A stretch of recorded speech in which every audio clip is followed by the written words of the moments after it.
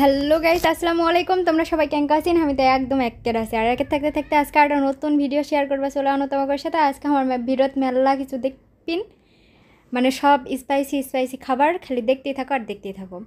এটা তো ঢাকাতে আসে থেকে খেলে অনবরত পানি হচ্ছে আর পানি হচ্ছে, আর পানির মধ্যেই তো সব ওলা খাবার খাবার আমার মন চায়। আবার এই জন্য আমার মামিকে কয়ে দিছি যে যত সব স্পাইসি খাবার আছে আজকে সবগুলা বানাও, একটা ধুমছে সবাই মিলে আজকে খাই দিয়ে উৎখাত করে দেবো। তো আমার কথা মতো আমার মামিও সবগুলা রেডি করে নিয়েছে কাটাকাটি করে। আর এইটা নিতে আমার ফেভারিট একটা সবজি ভেন্ডি, মানে ঢেঁড়স যাকে বলে। ঢেঁড়স ভাজি হলে তো আমার আর কিছুই লাগবে না, এই জন্য ওই ঢেঁড়সটাও আনা ভাজা ভুজি নিচে, মানে সবই আমার পছন্দের খাবার হয়েছে আজকে আর কি।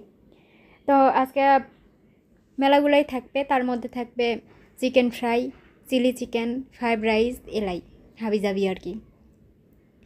তো চিকেন ফ্রাইটা করার জন্য যত সব মশলাপাতি আসলো, আদা রসুন, তারপরে জিরা, হলুদ, ঝাল যা যা আসলো সবগুলো একবারে একটা বড় একটা ঢোকসা নিয়েছে, নিয়ে ওর মধ্যে দিয়ে দিছে।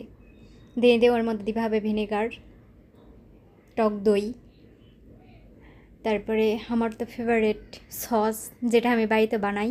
আবার এটা কিনা অবশ্য, বাড়ির বানানোটা শেষ হয়ে গেছে, আবার বাড়িতে তোমাকে মানে ফ্রোজেন করে রেখে দিতে হবে।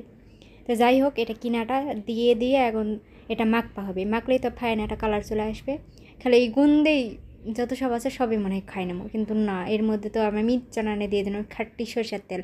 এটা আমি বাইতে নিয়ে আসি, 25 কেজির মতো তেল দিয়ে আসি বাইতে। জান ওটা যাই যান তেল তেল করে কাউকা করে না বেড়াবা হয়, আমার খাটটি একেবারে গাছ ভাঙ্গা তেল নিয়ে চলে আসি। তারপরে সবই তো একে গোস্ত মস্ত সব ধুয়ে ধুয়ে দিছিল, এখন ওর মধ্যে দিয়ে দিবে সবগুলা। দিয়ে এখন কষে মশে মাখতে হবে। মাকে সবগুলো গোস্তর গাউত গাউত লাগে যায়।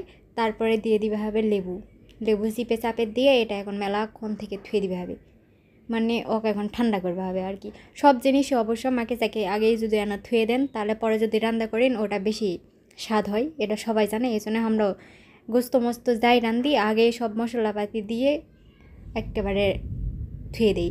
আর এটাও হবে চিলি চিকেন, এই জন্য চিকেনটা আগে থেকেই মাকে থোসানো, এখন খালি টুপটুপ করে তেলত দেওয়ার পালা আর ফসফস করে ভাজে তোলার পালা। ভরা ডুবা তেলতি এটা ভাজবা হবে, যাতে গোস্তটা নরমও থাকে আবার সিদ্ধও যান হয়ে যায়।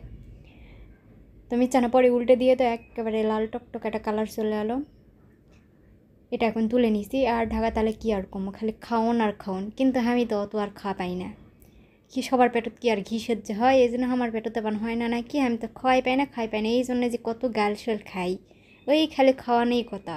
যেই ছোল কি তুই আর বাইত নিয়ে যা পাবো, জেঙ্গা ছোল নিয়ে আলো এর তো হাড় গুস না শুদ্ধা নিয়ে যাবো হবে। খালি যে অবস্থা হয়েছে না খায় না খায়, এই খাওয়ার কথা শুনে শুনেই করছে কি হয়েছে খাওয়ানোর, এই খাওয়ানি আজকে আমি খাওয়া দেও, কতগুলো খাওয়ান আছে সব খাবো।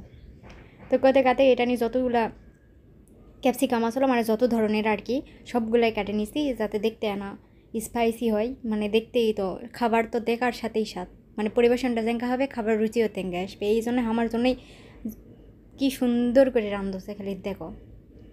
তার মধ্যে ভিনেগার টিনেগার সবই দিছে এটা, মানে কিংকেরে আমার পেটত সান্দাবে সেই ধান্দা খালি সবার। কি হয়েছে পেটত, খাওয়া পাসি না কিসের জন্য, রুচি নাই কিসের জন্য মুকুত, রুচি কিংকে ফিরে আসবে খালি সেই ধান্দা সবার। তো এটা হচ্ছে চিলি চিকেন, প্রায় হয়ে গেছে, আর মিচ্চা না হলে হয়ে যাবে। এটার যে কী স্বাদ কি আর কমো, একবার যদি আমার মামির হাতের রান্না এটা খান একেবারে মনে হয় হাত চাটে খাবেন অ্যাঙ্কারা। তো সবাই বাড়ির ট্রাই টুই করে করে করে খান, আমরা তো এটা করেছি। আর আমি আসার পর থেকে অনবরত খালি পানি আর পানি, পানির মধ্যে না পাশে এইটা নিয়ে আনা যাওয়া, না পাশে ওইটা নিয়ে আনা যাওয়া, মনে হয় একেবারে ঘরবন্দি হয়ে গেছি। তো ঘরবন্দি যখন হয়েছি ঘরতে এই জন্য সব সাপ করে খাচ্ছি, যেহেতু বাড়ি যাওয়া আসি না, বাড়ি গেলে তো বাড়িকার জিনিস আনা কিনে কানে খানো হয়। কিন্তু যদিও আমার বাড়িকার জিনিস আনাও ভালো লাগে না, কারণ আমরা বাড়িতে সবই বানাই প্রায়। তারপরে এটা নিয়ে ফ্রাইড রাইস করার জন্য আমি তো আগে সব কাটে কুটে নিয়েছিল, এখন খালি ময় মশলাগুলো দিয়ে মাকে চাকে তোলার পালা। সব করে নিয়ে থাকলে অবশ্য করতে কোনো সময় লাগে না তেমন, অল্প সময়ে সব রান্নাবাড়ি শেষ হয়ে যায়। এই জন্য সব জোগাড় জানতে আগে থেকেই করে থুছি, মানে পুরো একদিন এটার পিছনেই খাটিছি